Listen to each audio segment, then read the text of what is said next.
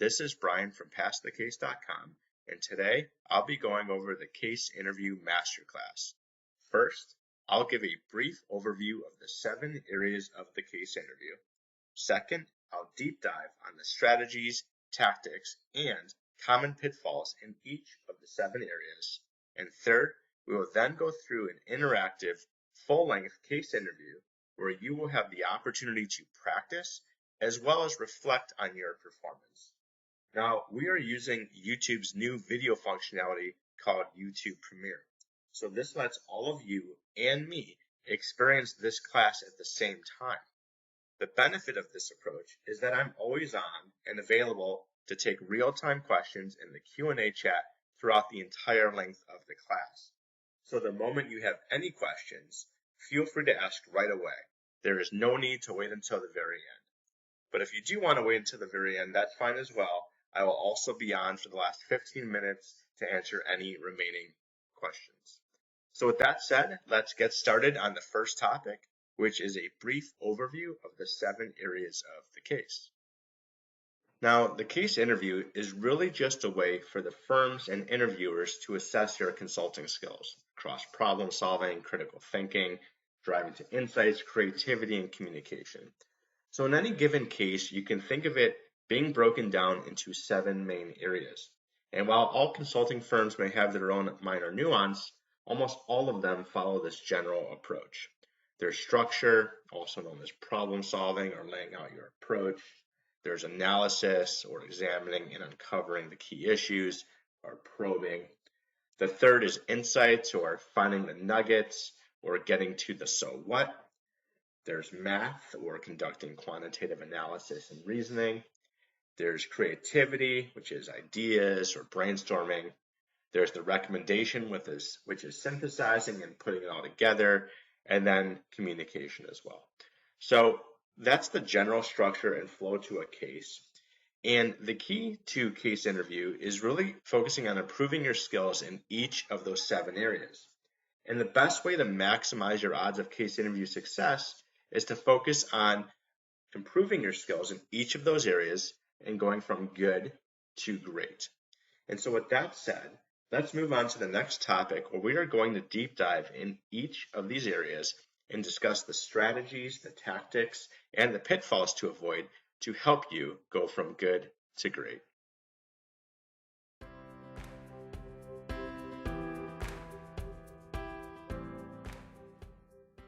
The number one most common mistake is candidates use a framework that is too broad. When interviewers give a case prompt, there are facts and hints in there that can help identify relevant issues given that case context. And many candidates don't pick up on this, and instead they try to recall from memory standard frameworks that are most similar to this type of case. The second most common mistake happens when candidates use what I call a canned framework. Now, this is very much related to the first mistake.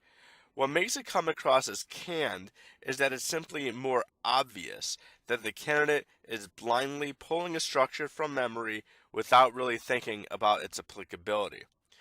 And the last common mistake happens when candidates don't describe and appreciate that drivers are dynamic in nature.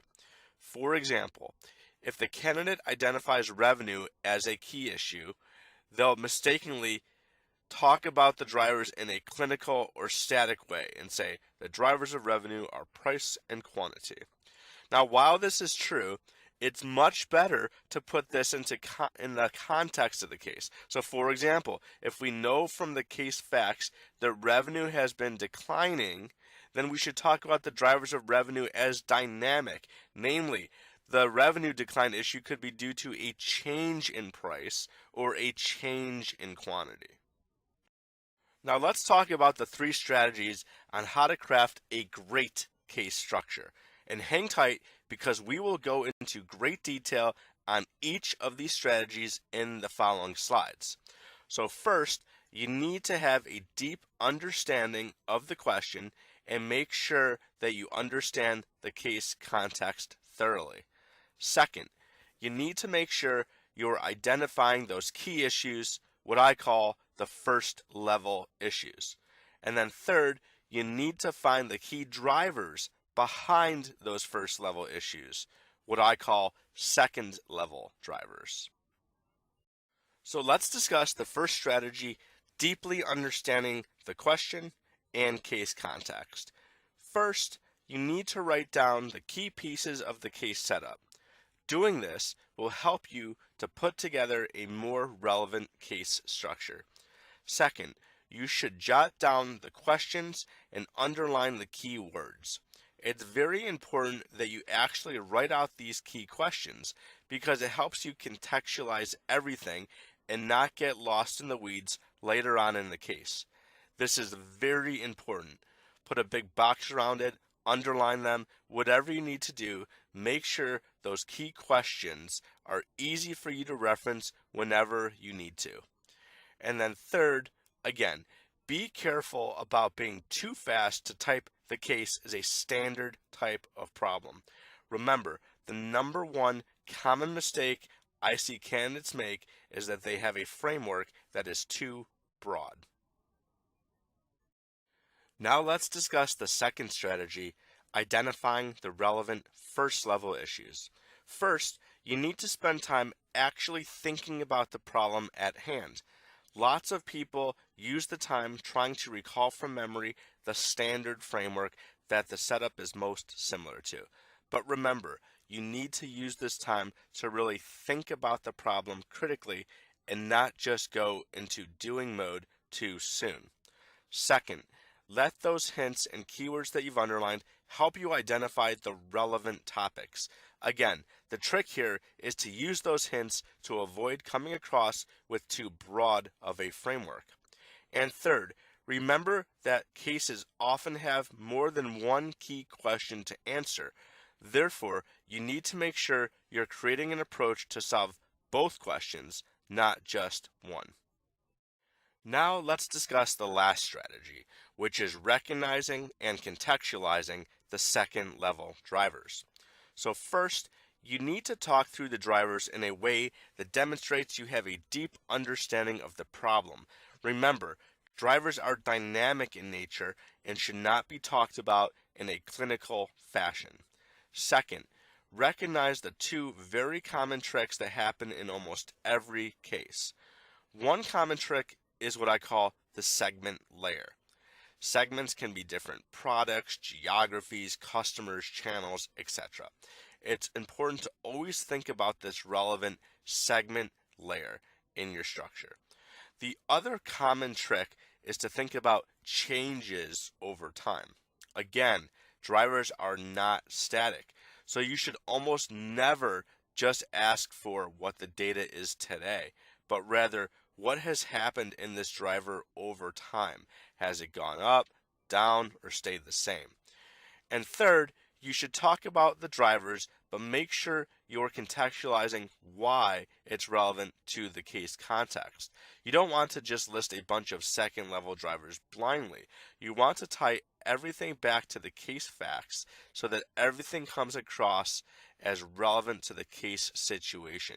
Again, if you write down the question and underline the keywords, it'll help a lot in contextualizing everything. Now that you have the three strategies of how to create a great case structure, it's very important that you understand the difference between good versus great performance on this dimension.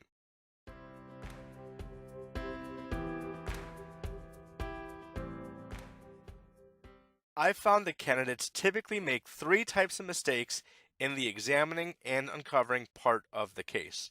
The number one most common mistake candidates make is that they don't state hypotheses on why they want information. You should never just ask for data in isolation. The word hypothesis seems to scare a lot of people. Instead, think of them as educated guesses at the answer to a problem. You should state a guess of the answer so that you're asking the right questions to either validate, invalidate, or refine that working answer. The second most common mistake is when candidates don't use their structure as a guide. If you follow the strategies outlined in key number one, your structure will help you a lot as part of examining and uncovering. You simply go down the relevant issues you've laid out and probe on the second level drivers that you mentioned. You state hypotheses, ask the right types of questions, and either X out issues that you find not to be relevant, and you go down paths that seem to be where the problem lies. You let your structure be your guide. The last common mistake happens when candidates don't pick up on the interviewer's cues or guidance. For example, if the interviewer says something like, "That's a really good question. We'll share data on that in just a few minutes. What else would you like to know?" That's a cue to you that you may have very well hit on one of the key nuggets, and the interviewer needs to make sure you're asking the right questions to X out and at least explore and rule out other areas on your issue tree that you laid out in your structure. Now let's talk about the 3 strategies on how to be great at examining and uncovering. And hang tight because we're going to go into great detail on each of these strategies in the next slides.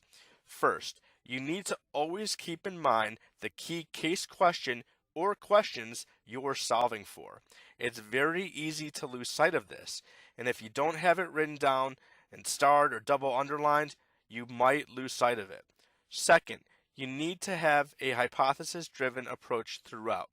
You need to know the reason why you're asking for data and asking the interviewer questions. Remember, you're trying to validate, invalidate, or refine that educated guess of the answer.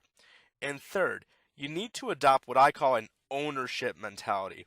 This is your problem to solve. It's not the case interviewer's problem. And when you adopt that ownership mindset, that will help you be hypothesis-driven throughout. So let's discuss the first strategy. Always keep in mind the case question or questions you're trying to solve. First, you need to be oriented around those key questions that you're seeking to answer. Again, write it down, double underline it, circle it. It sounds simple, but many candidates do not do this and they forget the original questions when they're down in the weeds. It's easy to do, so don't make that mistake. Second, remember that your structure can and should be used as a guide for your line of questioning. Your structure can basically be thought of as an issue tree, and you are exploring all the key branches or issues of that tree. And third, again, sorry to harp on this, but do not forget to write down those questions. I've seen this problem time and time again. There's a lot of information that's uncovered in the case, and the original case questions oftentimes get lost. Don't let this common mistake happen to you. Now let's discuss the second strategy, which is being hypothesis-driven and know why you're asking each question. First, remember that hypotheses are just educated guesses at the answer. When you ask for data, you should lead with stating a hypothesis and providing the rationale for why you want to know certain information. Again, having those key questions written out or in the back of your mind will help you do this. Second, remember to listen for the interviewer's hints and guidance. If it appears that you've hit on something important early on in the case, again, the interviewer will still want to make sure you know to ask the right questions and rule out other issues at play. And third, remember to use your structure as a guide. X out those issues that appear to be dead ends or irrelevant. And remember, you need to think like an investigator as if you were solving an important murder case. Now let's discuss the last strategy, which is realizing that this is your problem to solve, not the case interviewer's problem. First, realize that your chair in the interview room is actually the driver's seat. You should have this literal mindset because it'll help demonstrate greater enthusiasm and provide greater mental energy towards solving the problem. Second, keep tabs on your timing. The case interview goes quite fast and there is only so much time for the interviewer to cover all 7 keys with you. Therefore, make sure you're being hypothesis driven so that you're asking questions with purpose. When you do this, you'll save a lot of time in your line of questioning. Third, if you don't understand something or you need clarification, do not be afraid to ask. Many people make the mistake of pretending they understand something in the hope of displaying confidence, but it comes back to bite them because they didn't really understand what they were told. Again, don't be afraid to ask for clarifications. Now that you have the three strategies of how to be great at examining and uncovering, it's very important that you understand the difference between good versus great in examining and uncovering.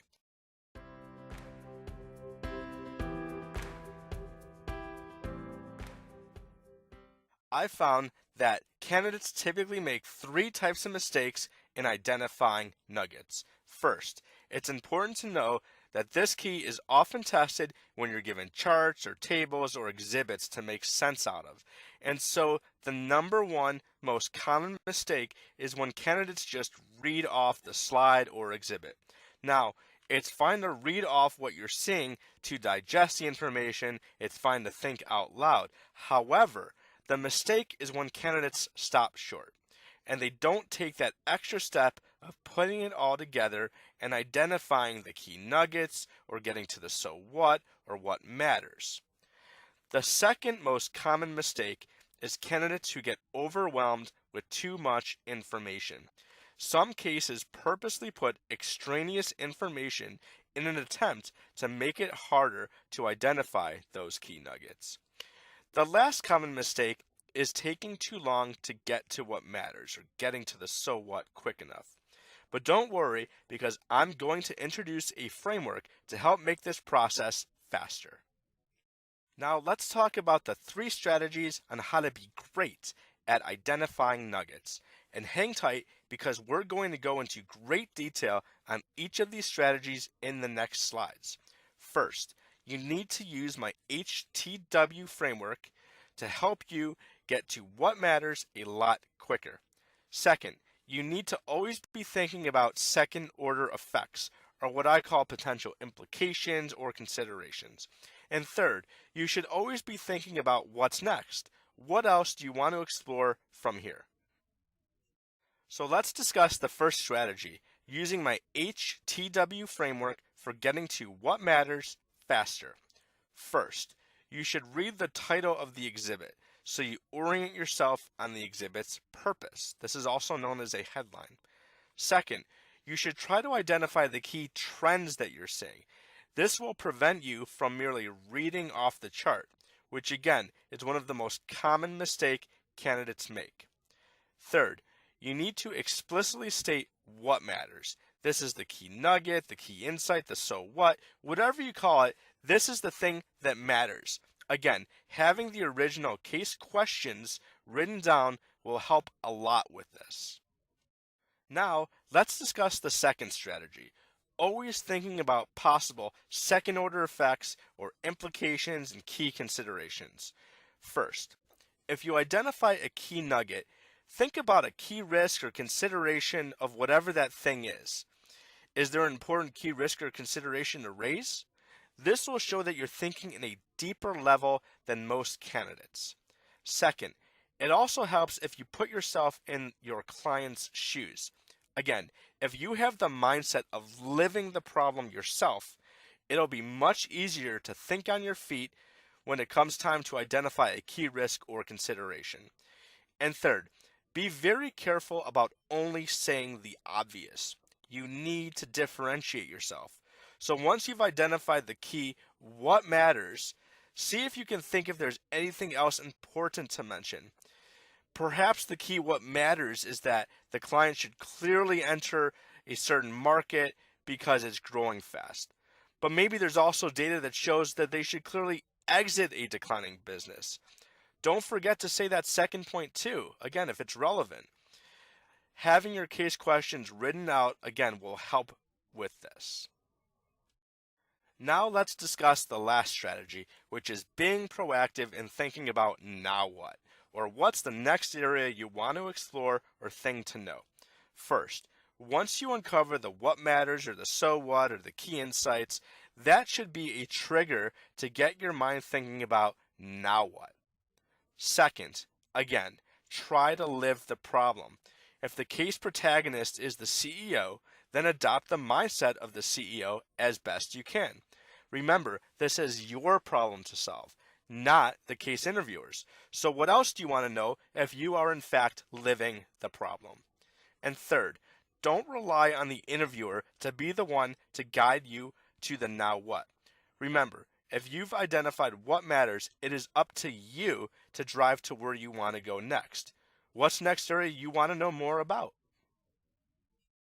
Now that you have the 3 strategies of how to be great at identifying nuggets, it's very important that you understand the difference between good versus great performance in this dimension.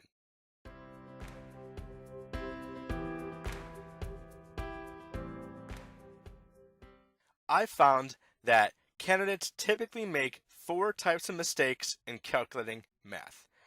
The number one mistake candidates make is not finding the shortcut approach to the case math. In other words, they do it the long way, and this leads to having them calculate a lot more numbers, and it basically increases the chances of making errors.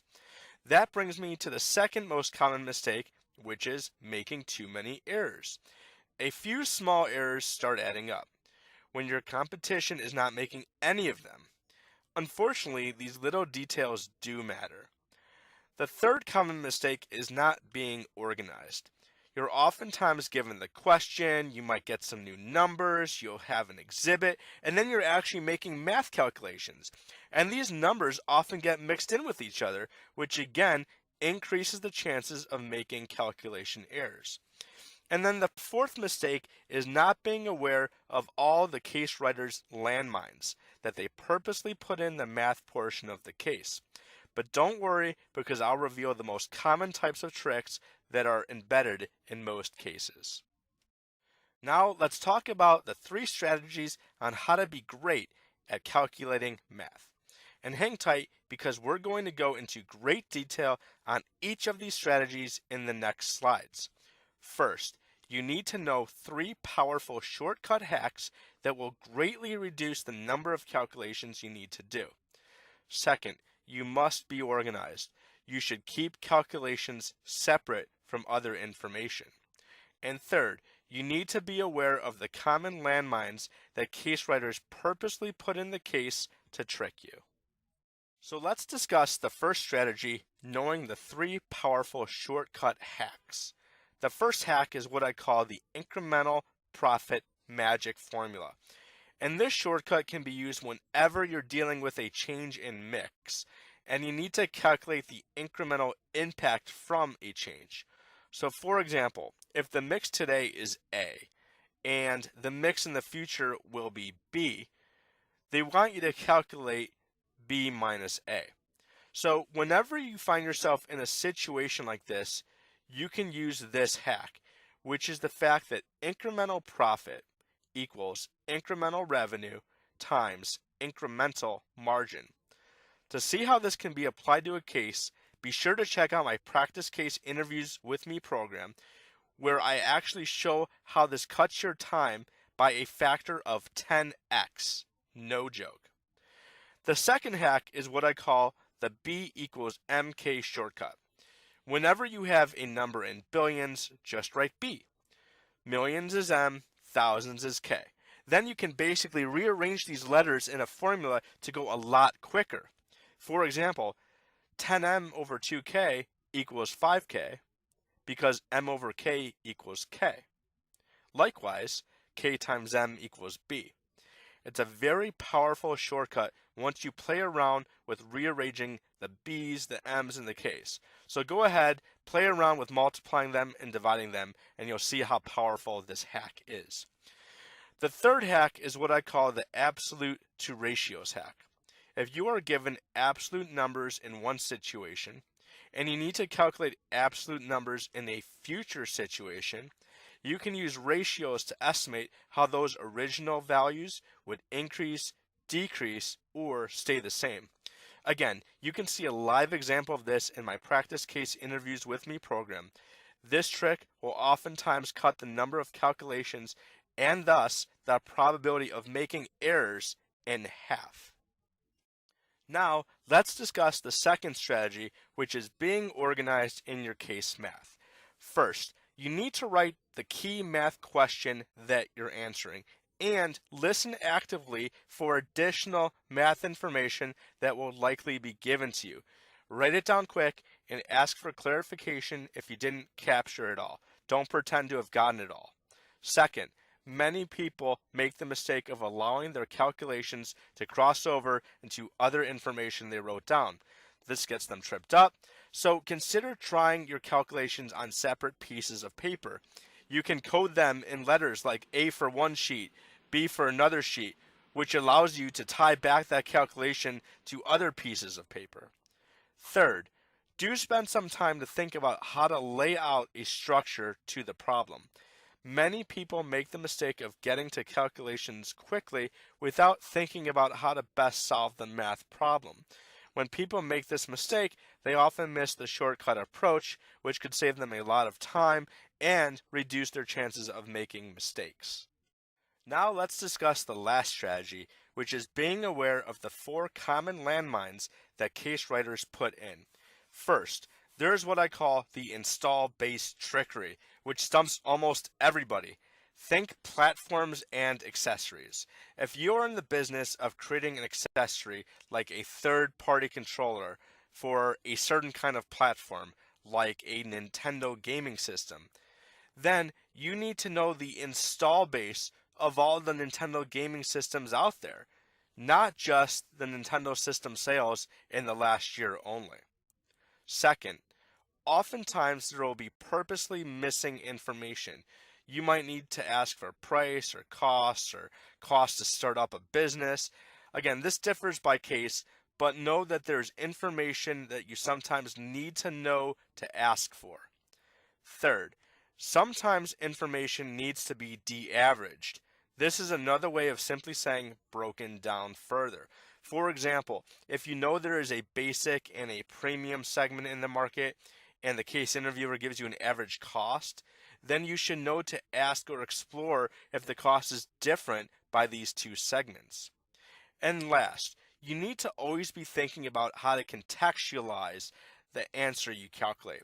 For example, if you calculate the return on investment percentage, you should determine if that's a good outcome or a bad outcome given the case context and why you think that. So now that you have the 3 strategies of how to be great at calculating math, it's very important that you understand the difference between good versus great performance on this dimension.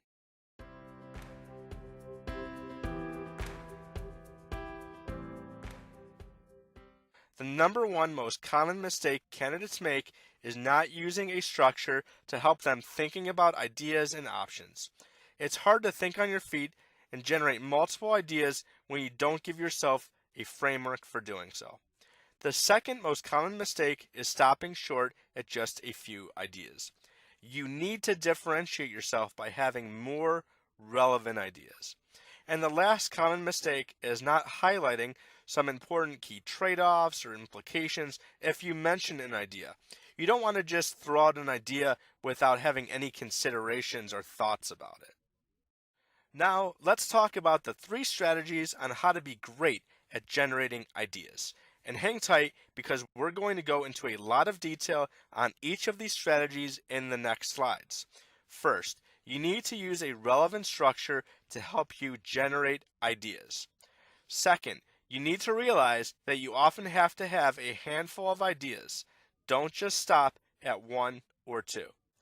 And third, you need to think about the trade-offs, the considerations, or the key implications of an idea.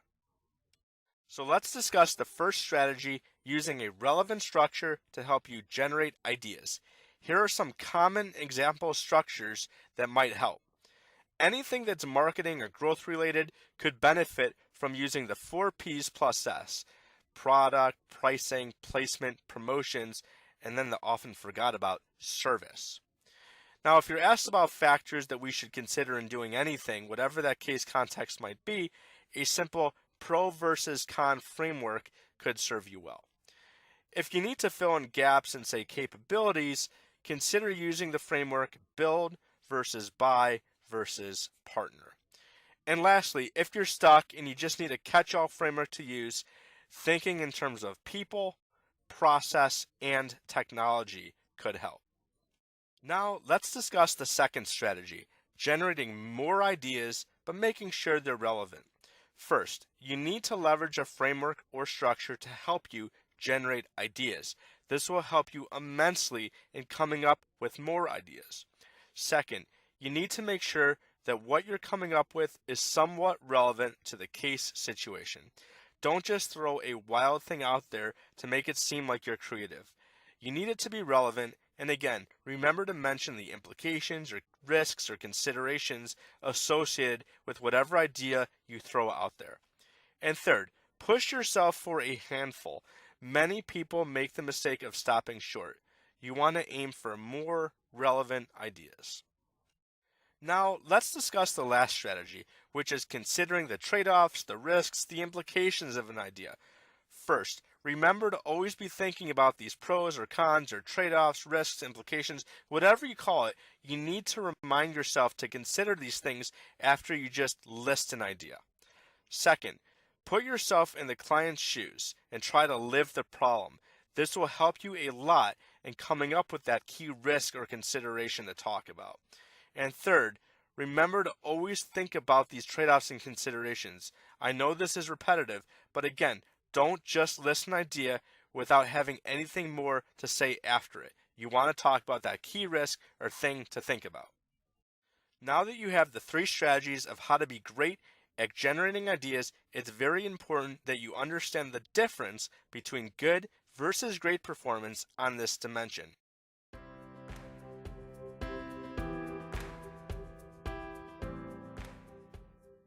I found that candidates typically make three types of mistakes in delivering a recommendation.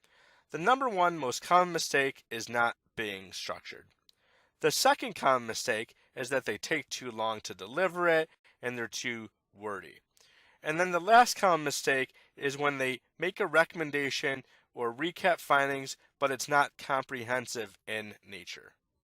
Now let's talk about the RAN framework to help you deliver a great recommendation. First, you want to recap the question or questions from the client. And remember, you wrote these down as part of your structure. Next, you want to answer the question. You'll pull out those what matters or those so whats from the nuggets part of the case. You'll also add in any contextualized math answers that you calculated from the math part of the case. And last, you'll identify next steps. You'll do this by pulling in key options or ideas that you generated from the ideas part of the case. And you'll conclude with those key trade-offs and considerations or next steps, also known as the now what, that you want to have the team explore next. And what you see here is that there's actually little new thinking involved. It's really just summarizing all the parts of the case together in this organized structure. And you will have a significant advantage if you use this framework and see how the different parts of the case fit into it. Now that you know how to deliver a great recommendation, it's very important that you understand the difference between a good versus great performance on this dimension.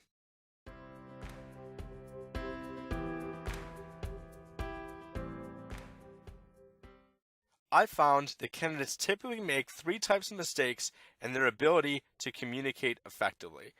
The number one most common mistake is that they are not clear and they speak in too many generalities. The second most common mistake is that candidates are not concise and they're too wordy in their responses. And the third mistake is just not being confident, and this can show up in one's voice and body language. So the way to communicate effectively in your case interview is to always speak in 3 C's. Speak clearly, speak concisely, and speak with confidence. To speak clearly, you'll want to slow down and try to mirror the pace of the case interviewer. And make sure you pause, slow down, check for understanding when appropriate. To speak concisely, you can leverage structures to help get to the point quicker. Also, be cognizant of your time, as the case does go by quite fast. Lastly, to be confident, you need to have a positive mindset going in. Be yourself, be authentic, have enthusiasm for solving the case. Instead of viewing the interview as a burden, see it as a privilege that you get this chance to interview. Now that you know to speak in three C's, it's very important that you understand the difference between good versus great communication.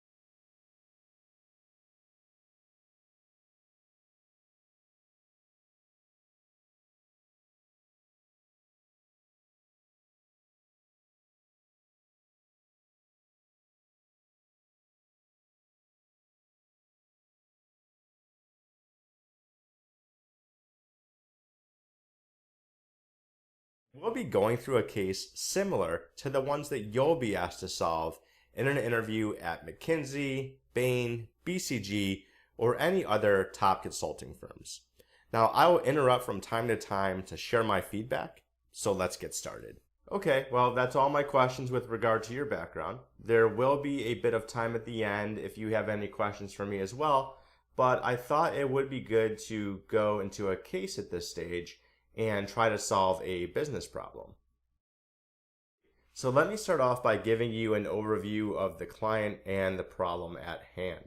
So our client is the new vice president of an internet software company that sells in a software as a service model. So they sell web experimentation software that lets clients conduct tests on their websites to see what works and what doesn't.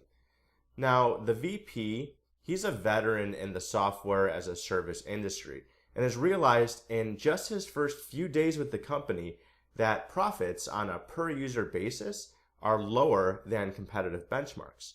So he would like our help to understand why profits per user are lower than the competition and what actions they should take to improve profitability.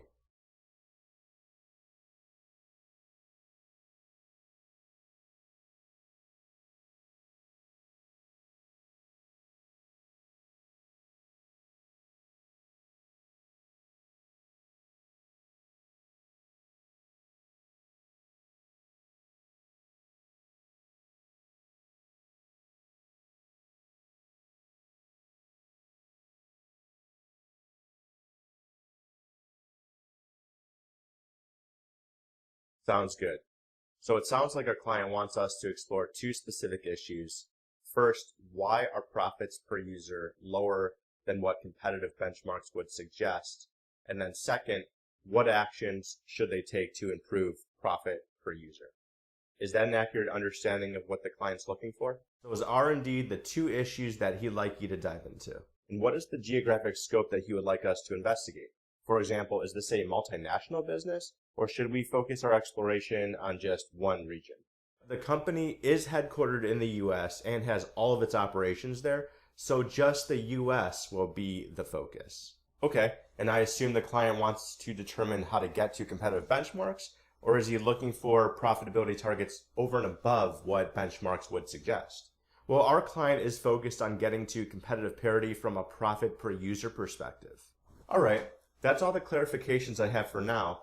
Do you mind if I take a few moments to put some thoughts down on paper? Absolutely. Take your time. There are a couple of great things about this opening to the case. First, you'll notice how the candidate has done a great job to clarify the specifics of the problem. So he's not just determined that the client wants to improve profitability, but specifically wants to understand why profits per user are lower than competitive benchmarks. Second, notice how right off the bat, he's asking relevant, clarifying questions.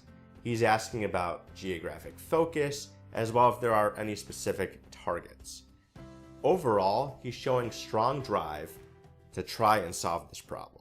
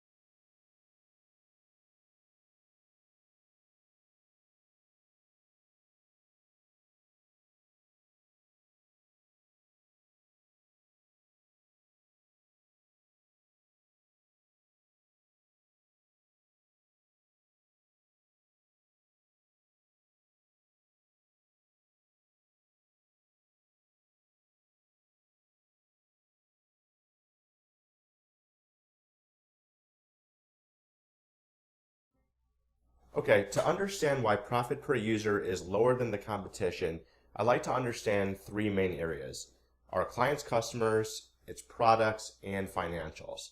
I then like to understand kind of how these areas compare to that of the competition. Then once I have a fuller understanding, I'd recommend potential actions our client could take to improve profit per user, and this may include changing our pricing, lowering our costs, or moving to a more profitable product mix. So starting with the company, I'd like to learn more about our customers. Specifically, what are our types of customers and how do we segment them? I'd also want to understand how do their needs differ. Next, I'd like to learn more about our product portfolio. So what types of products do we sell and what's our product mix? Perhaps we're selling too much of lower profit products, which is lowering our profit per user as compared to competitive benchmarks. And then next, I'd like to dive deeper into our clients' financials.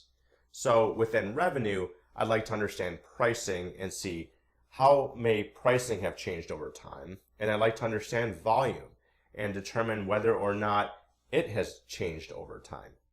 Perhaps we've lost customers, which had the effect of spreading fixed costs over a smaller customer base, thereby decreasing profits per user. And then within costs, I'd like to break them into fixed and variable costs and see if either have changed over time as a percentage of our revenue. Perhaps our labor rates for developers and designers are well above benchmarks, or perhaps our development efficiency is below par. And then last, I'd like to understand how we compare to the competition across the same dimensions, including the customer types and segments, the product portfolio, and the financials. The candidate is performing great on each of the key criteria in the structuring portion of the case. First, he's identifying relevant first-level issues, which includes the company's customers and products, the client's financials, and then how these all compare to that of the competition. Importantly, his structure addresses both questions: why is profit per user lower than the competition, and what to do about it. Second, he's identifying most of the second level issues, so this means he's taking apart the first level issues and breaking them down into its component parts. So for example, the client's financials are being broken down into its component parts, including price, volume, and costs. And then third, he's showing a deep understanding of the problem, and he demonstrates this a few different ways. First, he adapts his structure well to the case context. And since this case is about drawing comparisons of profitability between the client and the competition, he is explicitly seeking to probe on this comparison. Second, he is contextualizing the drivers by wrapping them into the case situation. So you'll notice he doesn't talk about costs in a generic fashion. Since he knows this case is about software, he puts costs in the context of software, talking about costs related to developer spend or development efficiency. And then last, he's signaling his thinking. At times he mentions why he's interested in probing certain drivers. So when talking about product mix, he offers a thought that perhaps the client is selling too much of lower profit products, which is lowering their profit per user. And as with the introduction to this case, he's again showing strong case leadership and drive. Great, now go ahead and let me know where you want to start.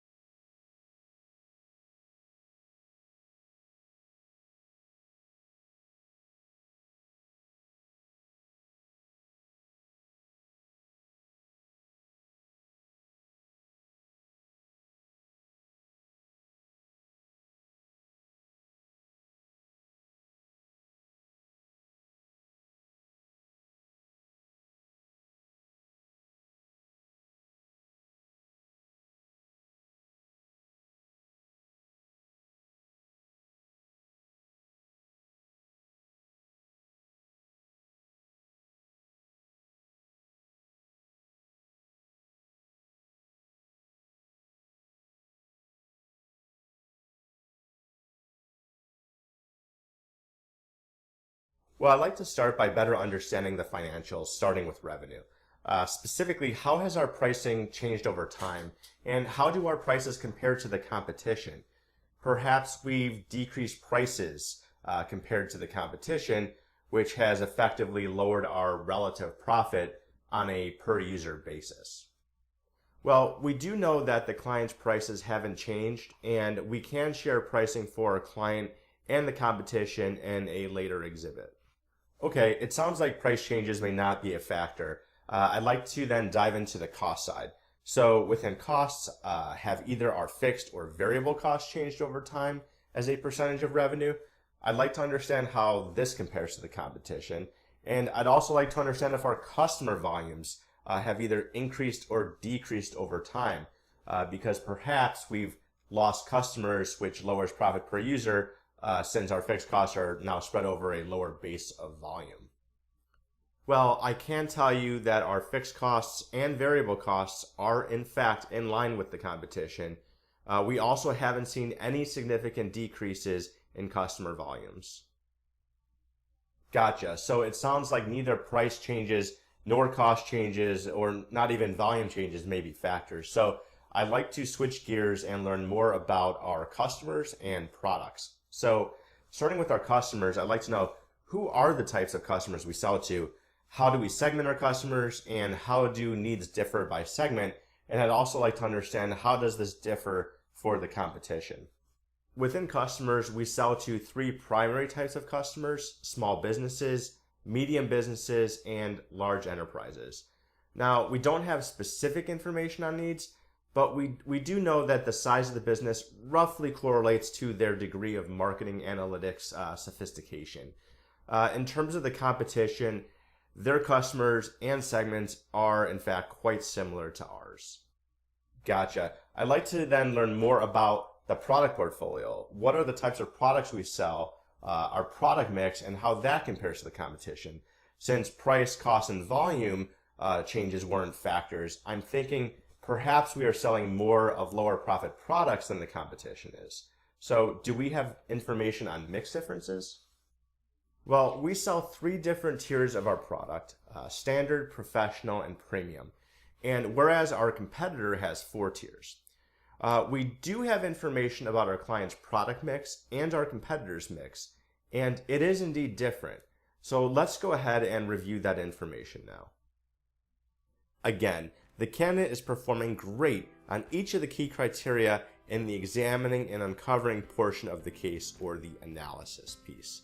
So first, he's often probing at the driver level, right?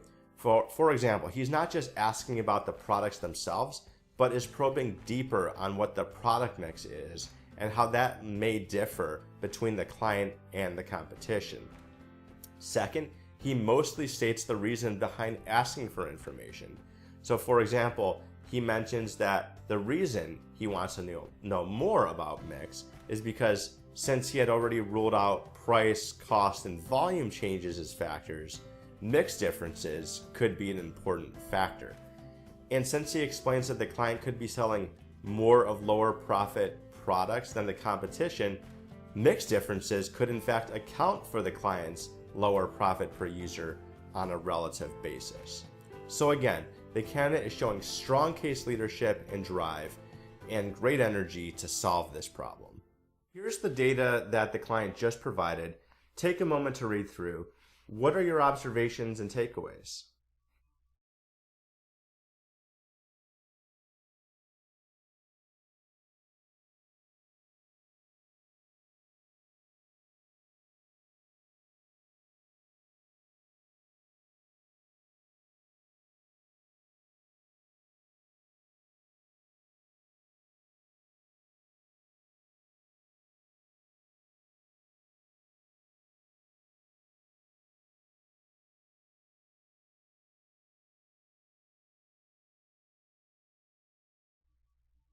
Okay, I'm seeing several differences. For one, in the standard package, we are including advanced audience targeting, but the competition is not. And while in the professional package we are not offering advanced audience targeting, the competition is. And then second, in the premium package, the competition is providing the enhanced security controls, but we're not. And then third, we don't have an ultra premium package, but our competitor does.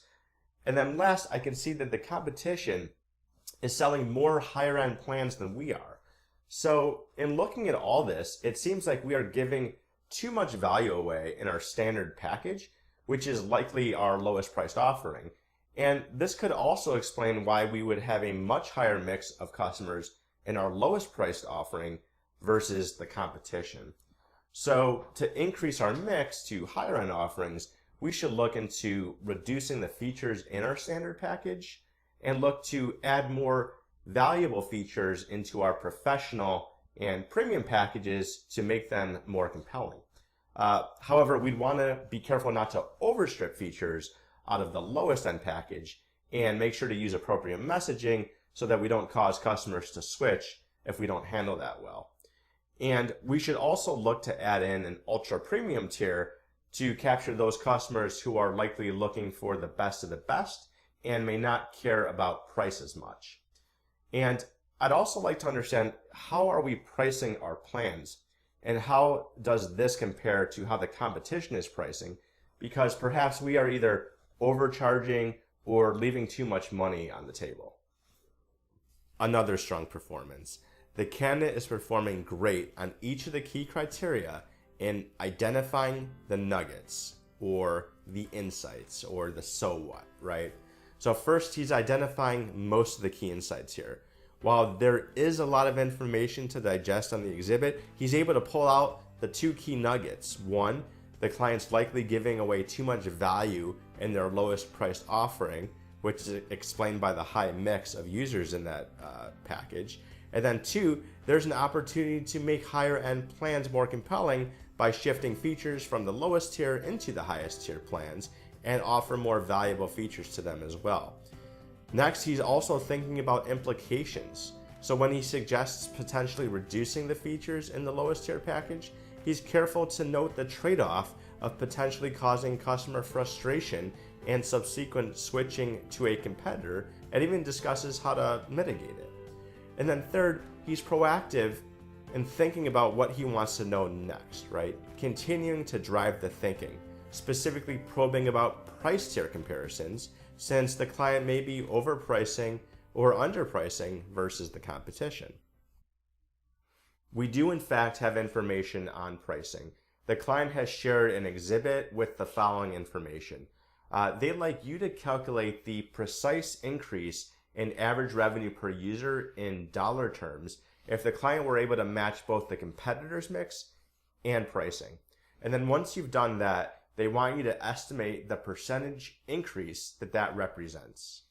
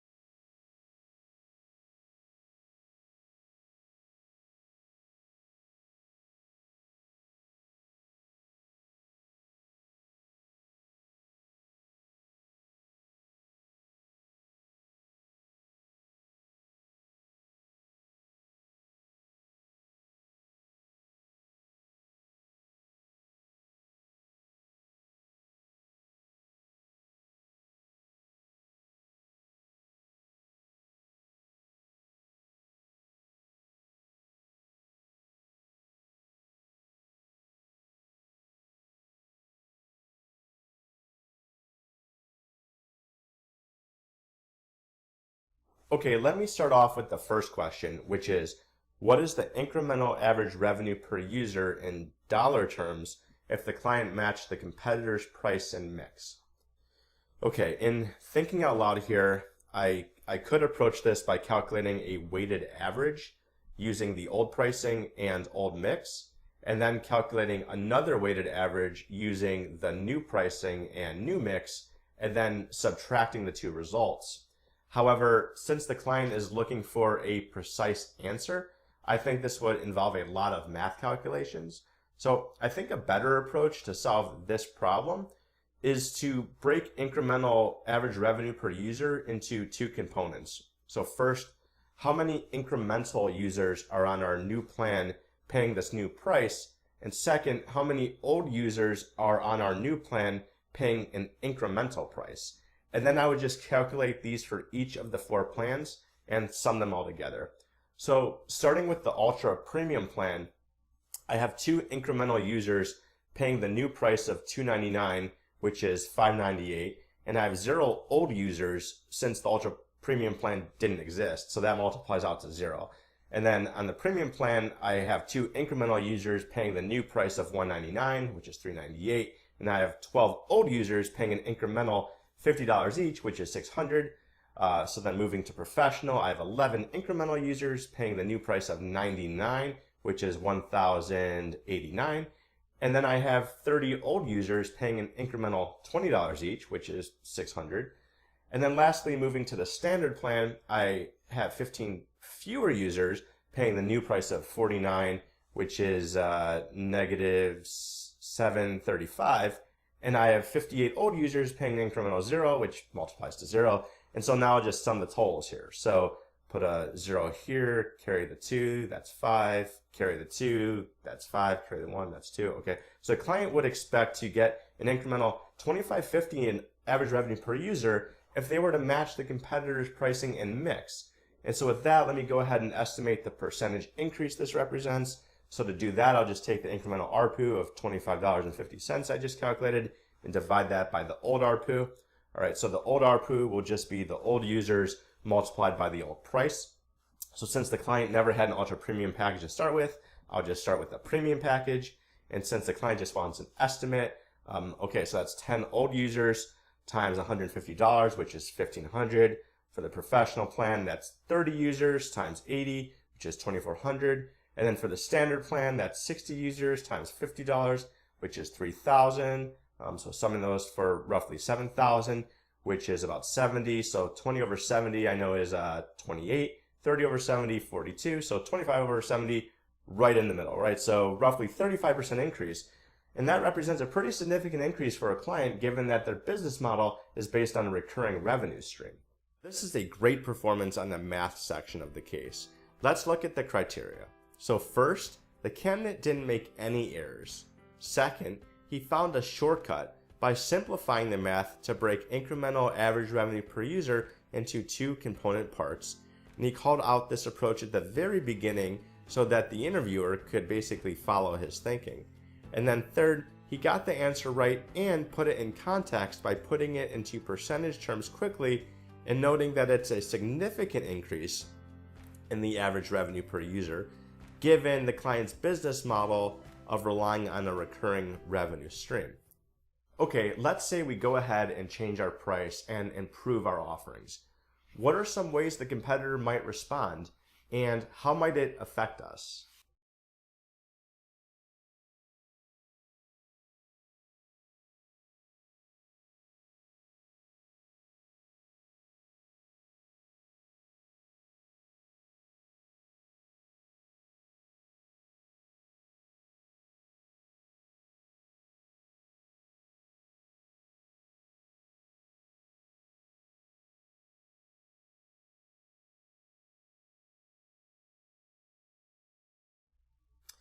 Okay, so I can think of 3 things. So first, the competitors may also lower their price, and so we might need to assess to see if it makes sense to match. But this could lead to a price war, and it might make better sense to add more value to our offerings or try to keep the price more or less the same.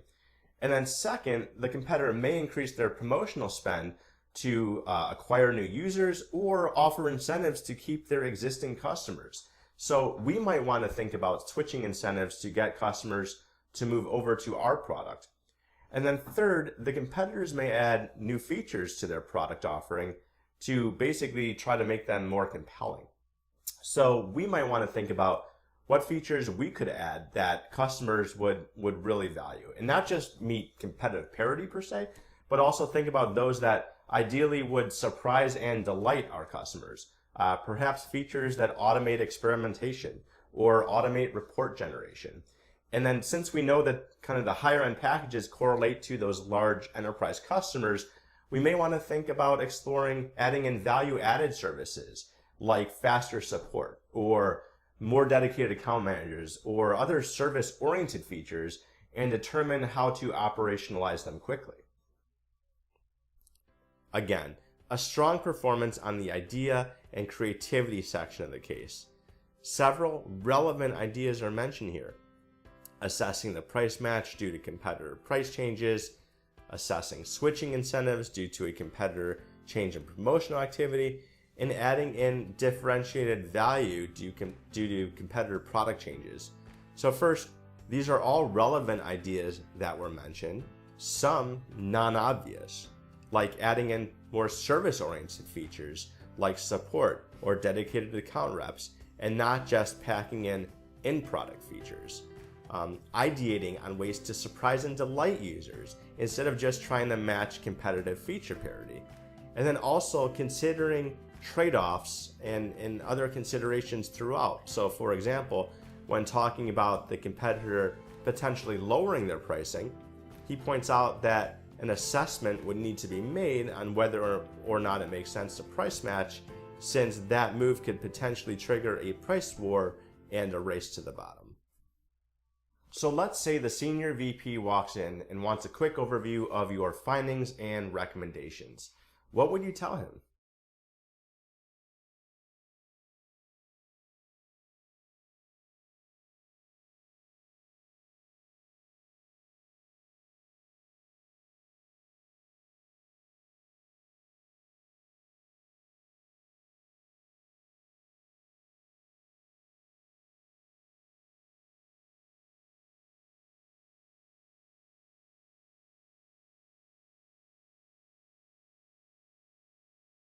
Sure. So we explored why profit per user is lower than the competition and what to do about it. We found that we were adding too many valuable features in our lowest priced offerings, which therefore made our higher end offerings less attractive. And if we were to reconfigure our packages and line our pricing to match the competition, we would gain an additional $25.50 of average revenue per user, or roughly 35% more than we have today. So we recommend reducing the features in our standard packages and add more valuable features to our higher end packages to make them more compelling. So this could include not only in-product features, but also service-oriented features, including things like enhanced support or more dedicated account reps where it makes sense. So as a next step, we should assess how competitors may respond to our changes, and this may include them making pricing, promotion, and product changes. We may also want to explore our own marketing spend and explore loyalty incentives to keep our customers from leaving our platform, since we are relying on a recurring revenue-based model. Closing out the case with a strong performance on the last section as well. So let's take a look at the criteria. He did a great job of succinctly recapping the question. He answered the question by incorporating the insights found, namely that too much value was being put into the lowest tier package. He puts the average revenue per user increase and percentage appropriately into his recommendation, and then lastly does a great job in clearly highlighting the key risk areas in regards to how a potential competitor might respond and the associated next steps. Overall, this is a model interview.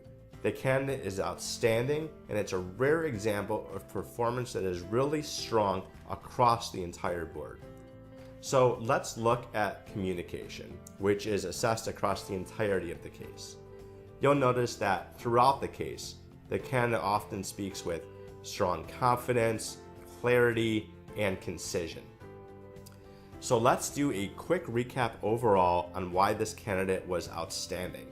The first key, structure. He identified the relevant first level issues. He dove into those second level drivers, and he showed a deep understanding of the problem by contextualizing everything to the case situation. The second key, analysis, he probed his questioning at the driver level. He stated the reason behind asking for information, and he synthesized along the way what he was learning throughout to know where to probe next. The third key, insights, getting to the so what, he got to the so what, that key insight of providing too much value in the lowest tier package, and thought proactively about the know what, namely what to do next, right? Reconfiguring packages and adding more value to the higher tier plans. The fourth key, math. He found a powerful shortcut approach to this math.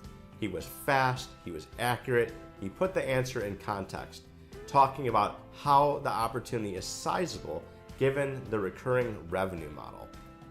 The fifth key, ideas and creativity. He offered several relevant ideas, like thinking about service-oriented features, and mentioned considerations and trade-offs of ideas, like pricing changes that could potentially start a price war. The sixth key, recommendation. He provided a solid recap of the question, answered it, including the insights he found, and provided a very clear overview of the risks and next steps. And then the seventh key, communication. Throughout the case, he spoke in the 3 C's, with clarity, with concision, and with confidence. So thank you for watching this till the end. I would now like to present you a special offer available for a limited time only. Just check out the messages in the chat right now for the link and discount code to the Power Program. I'll be on chat for the next 15 minutes to help answer any questions. Thanks for watching.